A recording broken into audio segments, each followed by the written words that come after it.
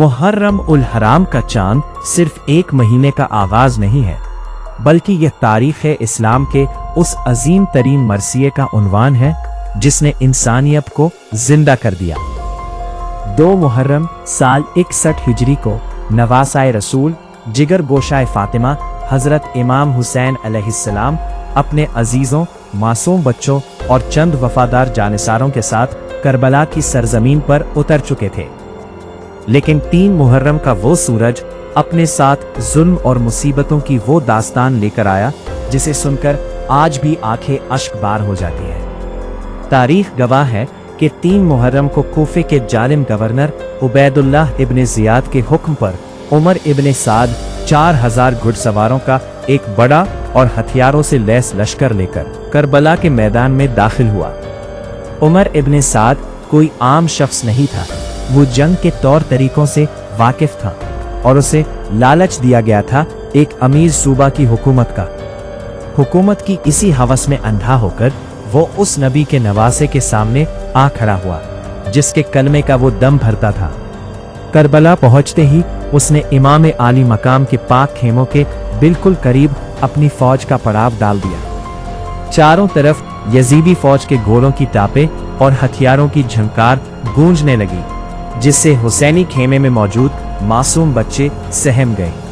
उमर इब्ने साद ने करबला की जमीन पर कदम रखते ही इमाम हुसैन अलैहिस्सलाम की तरफ अपना एक कासिद भेजा जिसका नाम कुर्रा इब्ने कैस था। उसने आकर इमाम से दरियाफ्त किया कि या हुसैन, आपके इस वीराने में आने का सबब क्या है? आप मदीना और मक्का छोड़कर यहाँ क्यों आए हैं?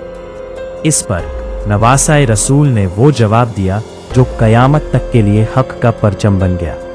इमाम हुसैन ने निहायत सब्र, तहम्मुल और जलाल के साथ फरमाया, मैं यहाँ अपनी मर्जी से नहीं आया। तुम्हारे कूफे के लोगों ने, यहाँ के अहले ईमान ने मुझे हजारों खतूत लिखे, मुझे पैगाम भेजे कि इस्लाम खतरे में है, आप हमारी हिदायत के लिए तशरीफ लाइए। मैं तो उनकी दावत पर आया हूँ, लेकिन अगर अब तुम्हें और तुम्हारी हुकूमत को मेरा यहाँ आना नागवार गुजर रहा है तो मैं वापस लौट जाने को तैयार हूँ। मैं जंग नहीं चाहता। जब उमर इब्ने साद ने इमाम हुसैन का ये मुसालहती पैगाम कूफे के हाकिम इब्ने ज़ियाद को लिख भेजा तो एक पल के लिए उमर इब्ने साद को लगा कि शायद जंग टल जाएगी, लेकिन बातिल तो जुल्म की कसम खाकर आया था। इब्ने ज़ियाद ने खत पढ़ते ही निहायत तकब्बुर से जवाब लिखा, हुसैन से कहो कि पहले वो और उनके तमाम साथी यजीद की बैत करें और उसकी इताअत का दम भरे। अगर वो बैत कर ले तो हम सोचेंगे, और अगर वो इनकार करें तो उनके लिए हमारे पास सिर्फ तलवार है। यही वो दिन था जब हुसैनी खेमे को ये अंदाज़ा हो गया कि यजीद का लश्कर किसी समझौते के मूड में नहीं है। 3 मुहर्रम से ही हुसैनी खेमे के इर्द गिर्द घेरा तंग होने लगा था। करीब ही नहर फुरात बह रही थी जिसकी लहरें मारता पानी पूरी दुनिया के जानवरों के लिए भी जायज था, पर पाबंदी लगाने की साजिशें इसी दिन से परवान चढ़ने लगी थी। इमाम के साथ उनकी बहनें सैयदा ज़ैनब, सैयदा उम्मे कुलसूम और उनके 6 महीने के मासूम अली असगर थे जिनका इम्तिहान अब शुरू होने वाला था।